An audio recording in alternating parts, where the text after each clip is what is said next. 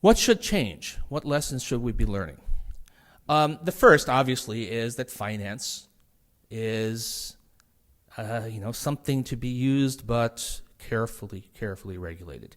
We went from a banking system that served our needs and did so while consuming about 4% of the gross domestic product and paying average wages that were about the same as in the rest of the economy, to a financial system that did a lot of fancy things, consumed 8% of gross domestic product, started paying about twice as much on average as the rest of the economy, and of course vast sums to a handful of individuals. At its peak, accounted for 40% of the profits in the U.S. economy. Isn't that crazy? Finance is, it's fundamentally utility. It's the lubrication for the rest of the economy. It doesn't produce stuff. It just helps other stuff get done. There's no reason that should be accounting for 40% of the profits, but there it was for a while. We need to shrink it back down again. We need to tightly circumscribe it.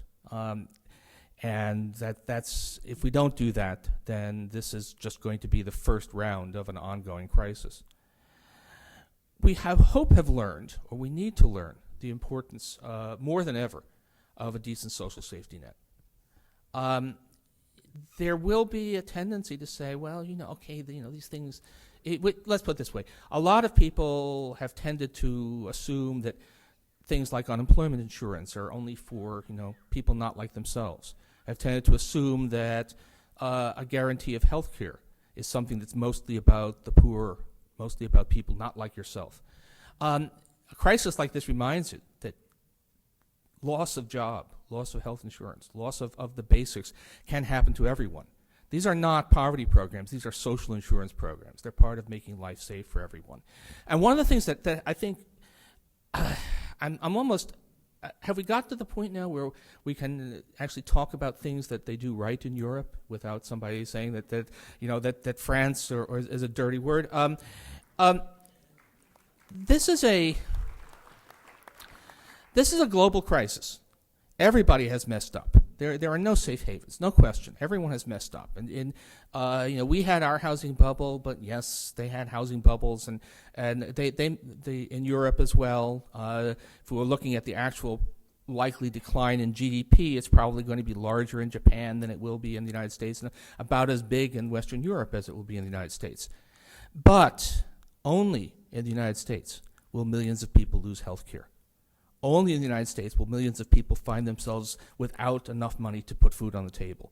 Although the monetary cost of this slump may be roughly comparable in Germany, in France, in Britain to what it is in the United States, the human cost is going to be incalculably greater here. And that's because our system does not provide a decent safety net.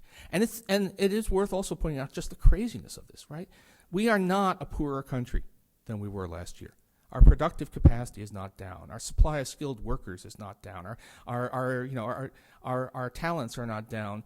Why should people be losing health care? Why should people be losing the essentials of life when our ability to provide those essentials is no worse than it was before? In fact, depriving people of those things deepens the slump because people are forced in order to pay those healthcare bills, are forced to cut back on spending, which further deepens the recession for everyone else. So there's a craziness here. This is an object lesson in the importance of having a decent safety net. And it is also, I think we can say, a demonstration of the importance of having decent protection for workers of the kind that only comes when you have a strong labor movement. Germany. The Germans have messed up pretty badly, just as we have. They did it in different ways, but they've messed up. Their decline in GDP is probably going to be as big as ours, partly because they are much more of a manufacturing country than we are, and manufacturing is being hit by this really badly. Their unemployment, although it's rising, isn't rising nearly as much as ours because there's a lot more protection of workers there. It's not so easy to just shed a bunch of workers. I do believe the story that was just told about Macy's.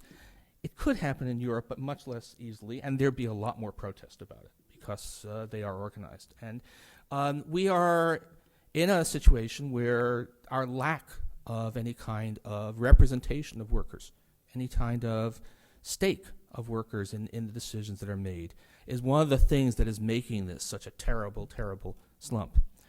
The answer to that, of course, is, well, but if you try to protect the workers, then, well, it'll be the stagflation of the 70s. Well, of course, but that's not true. And the fact of the matter is that the best economic performance the United States has ever had was during the years when we actually had a really strong labor movement. I'd add, just as a technical economic point, that we are actually caught in a vicious circle right now where wage cuts, which seem to make sense from the point of view of any one company, any one group of workers, are actually collectively destructive. I wrote about that in the Times yesterday, but today, yes, there's a long days. Take any one organization, takes a pay cut, where the workers take a pay cut, and there's often has to be done. I'm certainly glad that the New York Times is cutting pay a little bit in an attempt to keep that paper going. But when everyone does it, the effect is a deflationary spiral. The fact is everybody's incomes are going down, but their debts are not. And so the economy becomes weaker as a result.